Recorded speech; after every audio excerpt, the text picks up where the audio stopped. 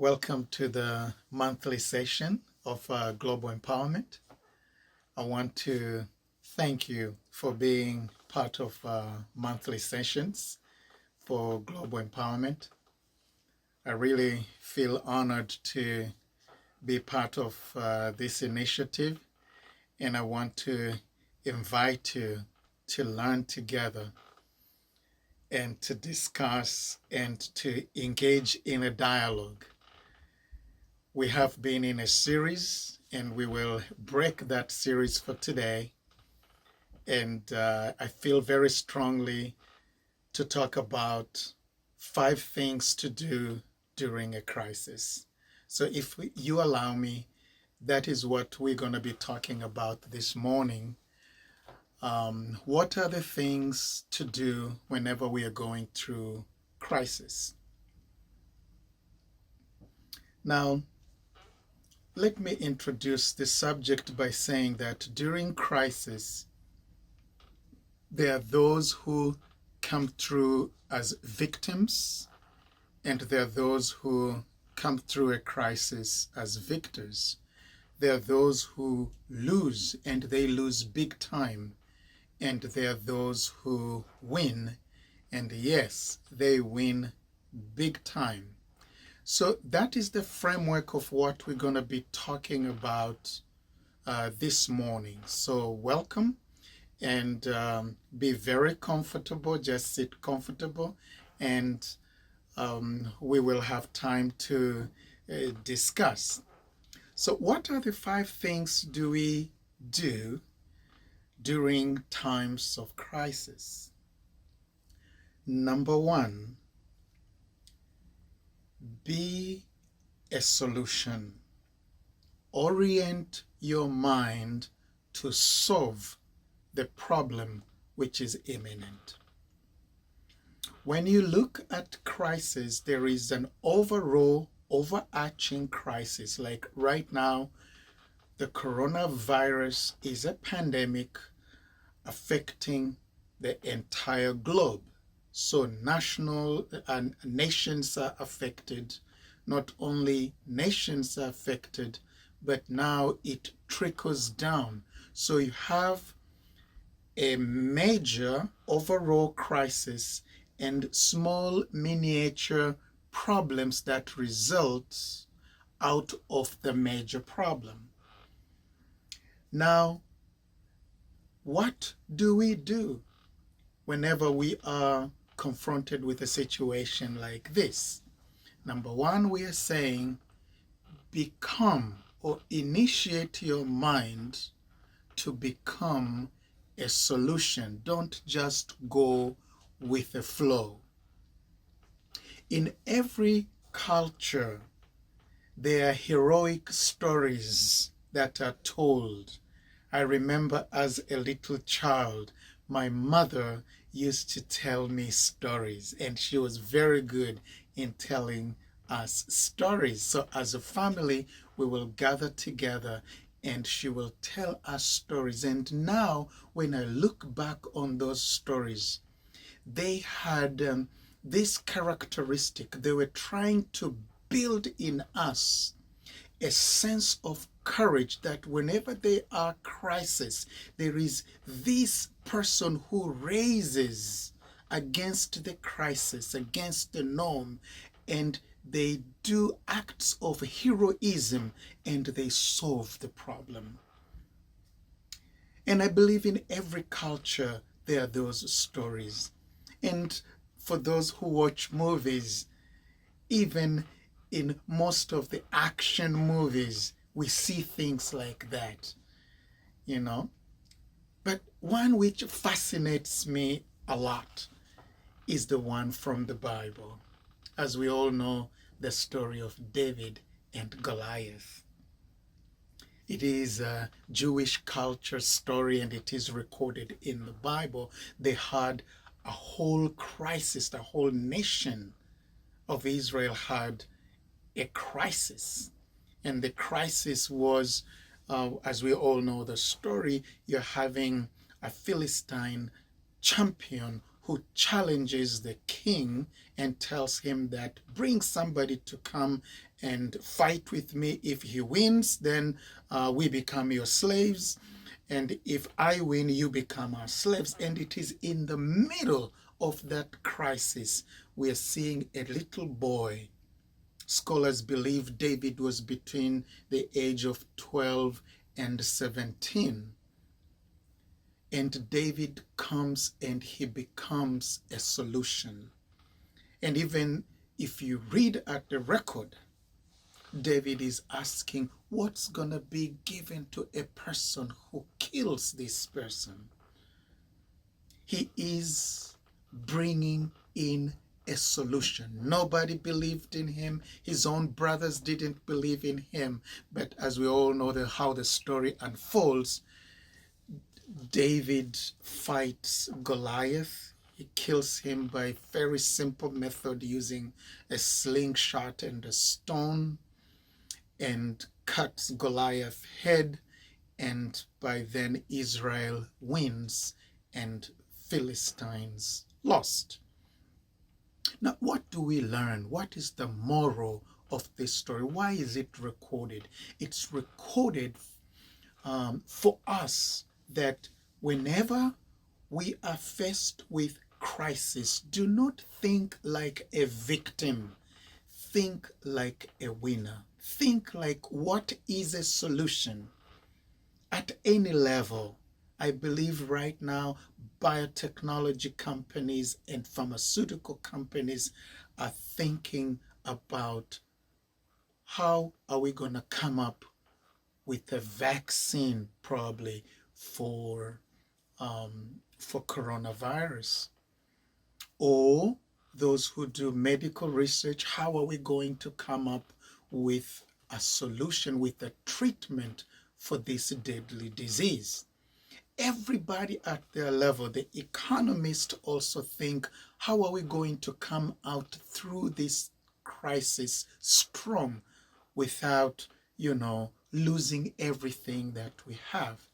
I believe every country right now, the leaders of those countries are thinking about solution. How do you mitigate the problem, and how do you come about with a solution? So number one is we need to think in terms of solutions. There are so many problems right now. We don't have toilet paper. We don't have masks. Kids are at home. Everybody's at home. Companies are closed. Institutions are closed. And soon we're going to go on a lockdown, and, the entire nation is going to go on a lockdown. There are so many problems that are resulted. These are miniature problems. Now, my challenge to us, you and me, is how can we become a solution to a problem that is presented to us at our capacity? And think solutions. Don't just go with the flow. There are so many things that can be done to answer the major questions that most of the people do not have an answer to that, or have decided to go with the flow. That is number one.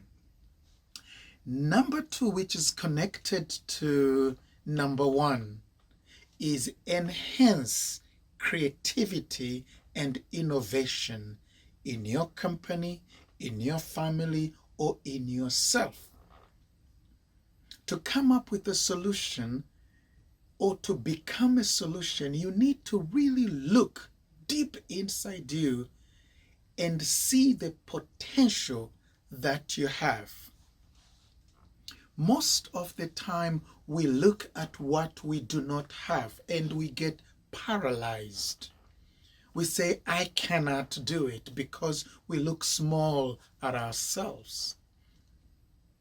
But my challenge to you and to me is, let us enhance the creativity that is in us. Let us stretch ourselves and think in terms of what can we do? What do we have? And not thinking about or focusing on what we don't have. Stretch our imaginations.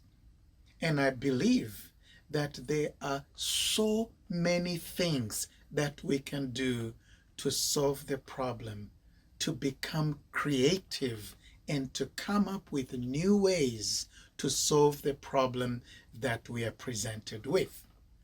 And this is what we are supposed to do during crisis. We are supposed to think outside the box. Think in terms of, what do I have? What is the potential that I have?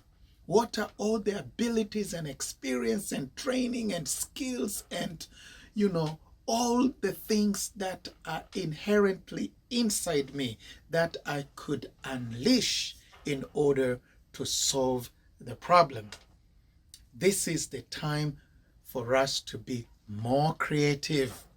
This is the time for us to be more innovative. Think outside the box. It is the time we think like we have never thought before. Every possibility, it is called possibility thinking. So I want to challenge you, and I want to challenge myself. What are we doing to come up with new ways to solve a new problem? We cannot use old ways to solve a new problem. Whenever there is a new problem, a new crisis, it demands for people with new ways of thinking. And we all know, for those who read the Bible, it says that we don't put new wine on the old skins. We put new wine in a new skin. Okay, that has to do with the way we think. It has to do with our attitude, with the perspective of the problem that is presented to us. Number 3, it's using of common sense and wisdom during the time of crisis. Now, crisis produces a lot of conspiracy theories. If you want to dig deep into that, please go and study the psychology of crisis. There is monologic thinking, and there is, multi-logic or multi-logic thinking. There are those who gravitate towards, monologic thinking, and there are those who gravitate towards multi-logic thinking, that they don't believe that coronavirus is a virus. They believe that something else has caused it, and they believe in conspiracy theories.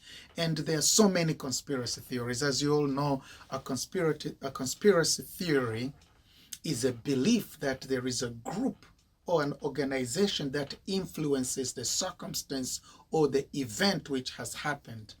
And they don't believe in the explanation that is given by the experts, and they will want to believe something else. They don't want to, they're not satisfied that, let's say, I'm just giving an example. They're not satisfied, for instance, that coronavirus is a virus. The conspiracy theorists, they will say, okay, probably, yes, it's a virus. Or they will say, no, this is a government cover-up. There is something behind that. These are conspiracy theories. Now, I don't want to discuss that right now, but I have some thoughts. Let me share some ideas, if you allow me to do that. Number 1 is, for everything which is given out there, we need to have 20 to 30% benefit of doubt. Give it 20-30% benefit of doubt.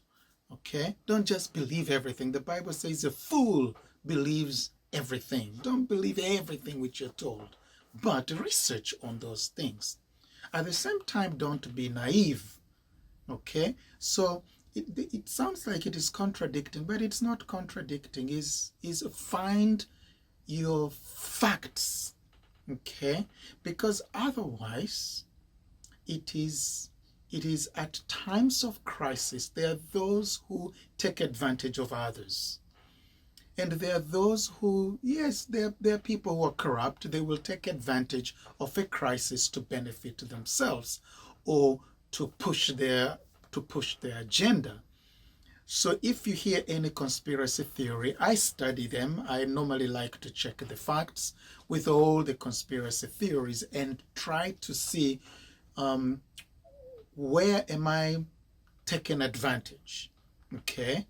And where is a safe position to be? There are those who believe that coronavirus is not a virus. What if it is a virus? So they will not take and adhere to any medical advice. They will not take medication. They will not put on their masks. They will interact with everybody as they're interacting, in a normal life. And they will, I have somebody I've been talking to. He doesn't believe. He believes that coronavirus is it's just a cover-up. He believes that this is a government thing about 5G technology, which makes people sick. And out of this 5G, the government wants to implement other stuff. So it's not really a virus. So he doesn't take any precautions. He doesn't do social distancing. And he doesn't, those are, he has bought 100% into that theory. Now, I feel, let me say this with very high humility. I don't think that this kind of thinking is wise, because number one, you are not on the safe side. You're not on the safe side of the theory. Okay? You have given, this person has given the conspiracy theory 100%. What if the doctors and the medical professionals are telling us the truth? That it is a virus and it is contagious and it is aerosol, and you will end up catching the virus and probably you will die and your family will die. But let's say that it is it's not a virus. Let's say that the conspiracy theorists are right. It's not a virus. It's something else. What do you have to lose? You probably don't lose anything, because everybody is locked in. Everybody's putting on a mask. You're also putting on a mask and you're doing social distance. If you want to socialize, there's nobody to socialize. So what do you lose? You don't lose anything. Okay, so I think now common sense, somebody said common sense is not very common anymore. We better use common sense, and a little bit here skeptical that sometimes us as Christians, we fall prey to these kinds of conspiracies a lot, more than any other person. Christians are more gullible. We are more vulnerable because we are called believers. We are believers. We believe everything which we are told out there. Something will have very small bogus science in it, and we tend to believe. You'll have an engineer tell you about medicine, and we believe them. We'll have a doctor tell you about engineering, and we believe them.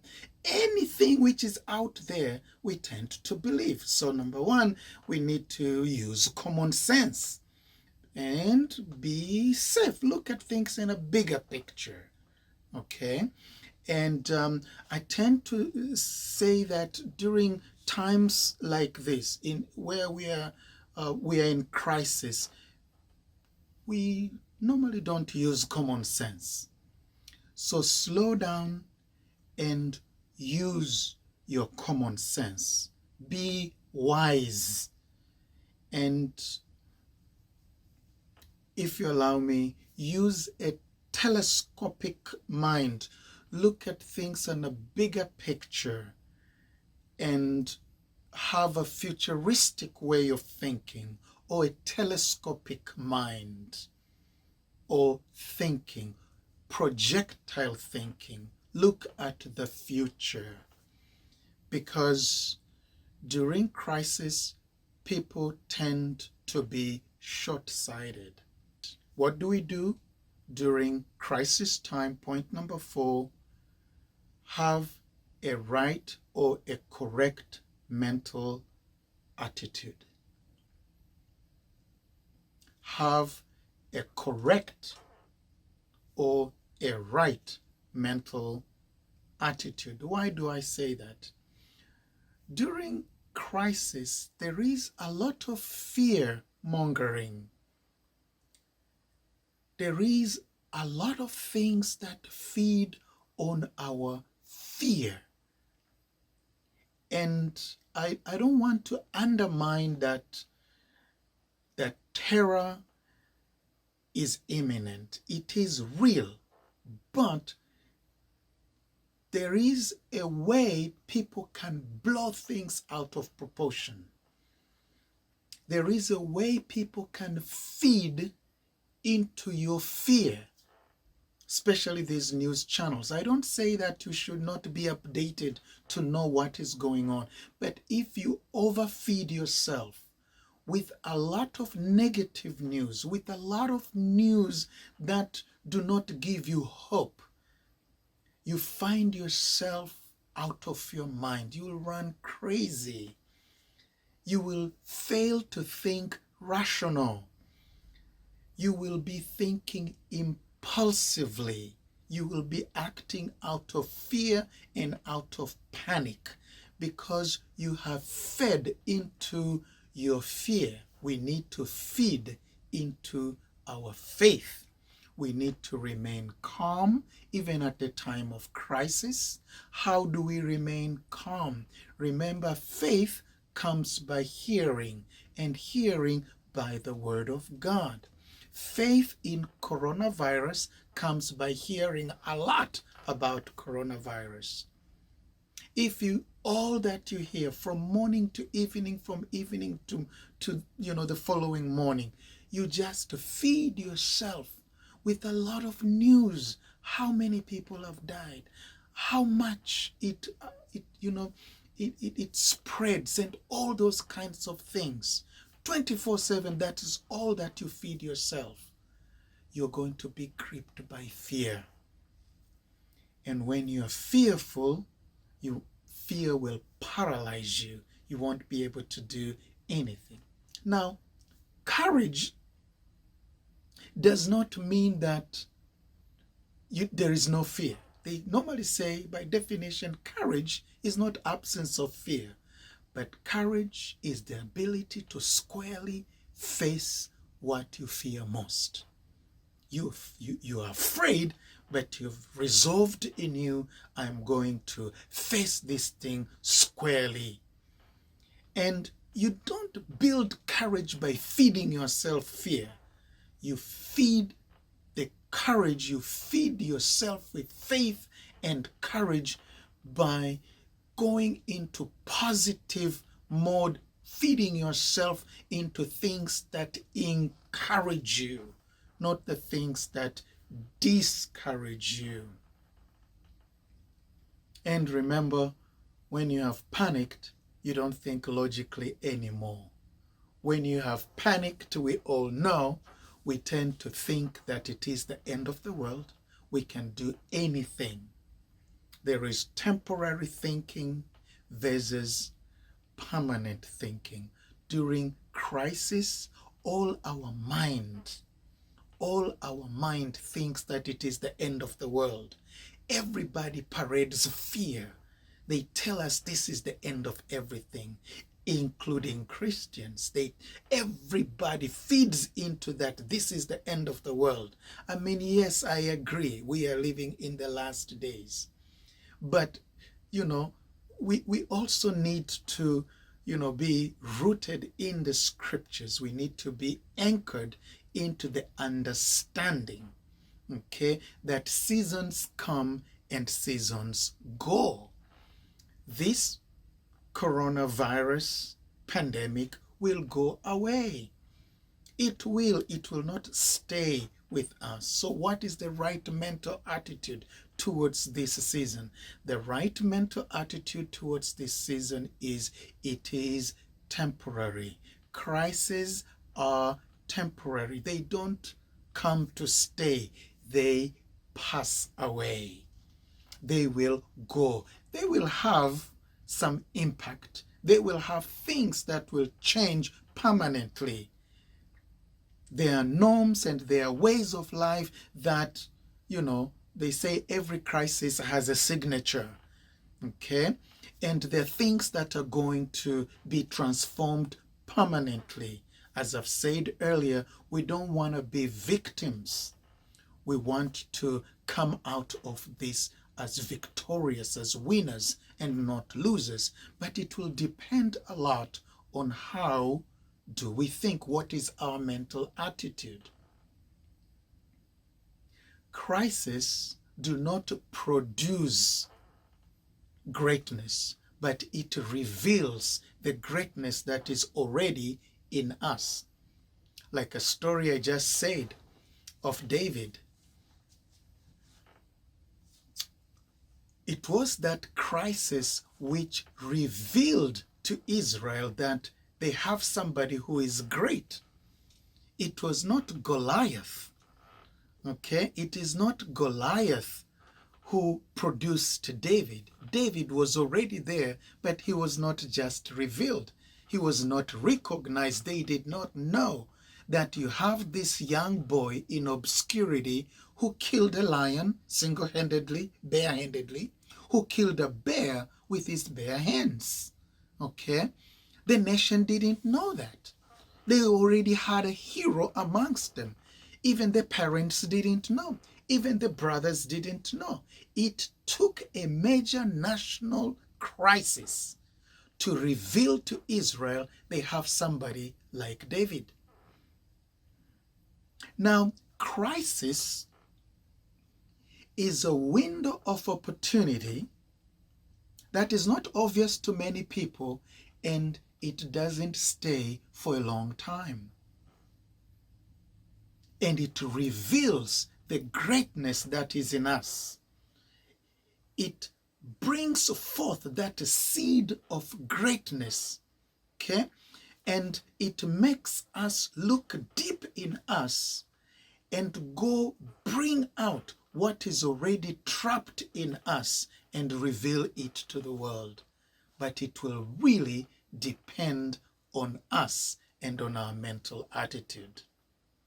So take crisis which comes to our life as an opportunity, as a window of opportunity. That's not obvious to many, to very few. And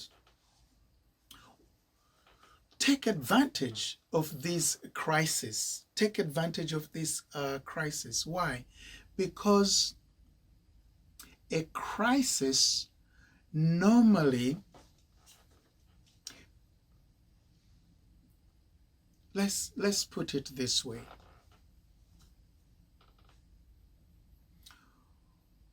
We need to focus on the intrinsic benefits of the crisis.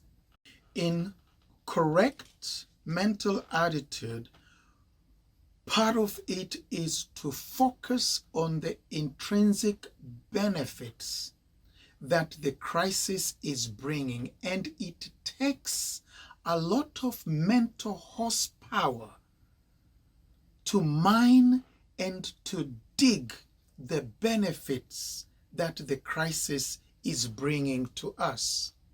There are treasures which are hidden in the crisis.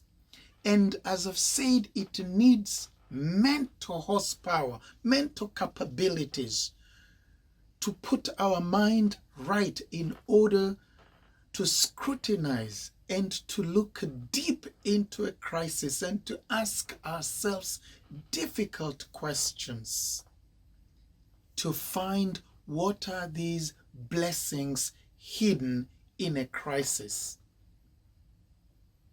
And if we spend time doing that, we will find a lot of good things, great things normally are birthed during crisis.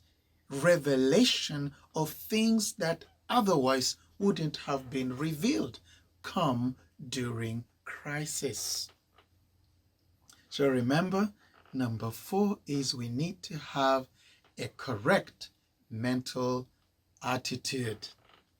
And number 5, we need to have a sound management system. We need to have a sound management system. During crisis, many people, including myself, we are out of our mind and we don't manage the resources that we have correctly. These are difficult times, and during difficult times, we need to change the management of the resources that we have. Now, let's look very quickly on how do we implement a sound management system of the resources that we have. Number 1, we need to do the evaluation of all the assets that we have. We need to do evaluation of all the assets that we have. Number 2, you need to do the assessment of what are your needs and what are your wants. Okay? You need to assess what is necessary and what is not necessary. Okay? Number 3, we need to go ahead and only acquire what is necessary. If something is not necessary, you don't need to acquire those things. If you planned that this is the time I need to buy a property, buy a new house, it is time of crisis. Even governments do that. During time of crisis, they cut a lot of things. Okay? How much more us at an individual level? You had your plan, I'm going to buy a new house, But now, look, we're having a crisis. You need that liquid cash because you don't know what this crisis, how long the crisis is going to stay. And it's very difficult to convert your fixed asset into liquid cash. Okay? Number 4, withdraw. Okay? We need to withdraw everything which is unnecessary. Withdraw from all unnecessary things. These are the extras. If you have any extras, cut away those those extras. Okay.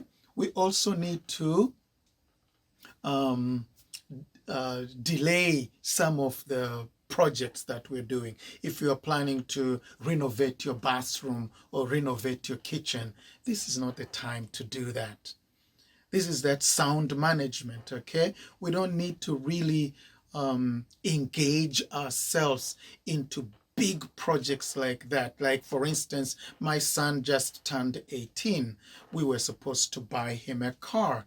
And when things started to go to the west, like right now, we decided to postpone that. And we had to sit down and say, hey, look, we are going through this right now. We need to postpone that. We need to delay that. Okay, when everything goes back to normal, then we will start living as if everything else is normal. And lastly, we need to learn to save, to conserve, and to protect. Okay, this is the time we save. We don't just squander the money. We just don't spend as if, everything is normal. Things are not normal. Okay, so save and then conserve what you have, conserve it. Okay, and protect it, because anything which is not protected is going to be lost. Okay, that's a spiritual principle. And somebody told me this is the right time to buy a gun, which I think I agree with him. If you don't have a gun, probably this is the time you need to buy a gun, because they're going to be raising crime everywhere. If you study about crisis, normally crisis produce a lot of crime. It is something which you and your family, you need to sit down and consider that, to protect yourself, to protect your family, and to protect what the Lord has given to you. I know some Christians will tell me, oh, the Lord is protecting us. If the Lord doesn't take care of the city, the watchman stays awake in vain. It says the watchman stays awake. So there has to be a watchman there, and the Lord too. So that's my argument. So please, consider that at a serious note. Please consider if you are in a place like United States where we are allowed to, defend ourselves. Please do that, because if this thing continues, there are news in different places that there is raising up of crime levels in those places because of the devastation, because of what the crisis is bringing to the communities. People don't have jobs. People have lost a lot of things. We don't know how long this is going to stay. And soon people might threaten your life for $5 or for $10 or for the little food that you have. You better be prepared. So those are the 5 things that we need to do during times of crisis. Number 1, become a solution. Number 2, enhance creativity. Number 3, use common sense and wisdom. Number 4, have a correct mindset. And number 5, have a sound management of your resources. Thank you so very much. I hope that this helps you. It is sharing of ideas, and I believe that you've learned something. Share this with somebody else. I believe somebody will be helped. God bless you, and see you next time, next month, around this time next month. God bless you.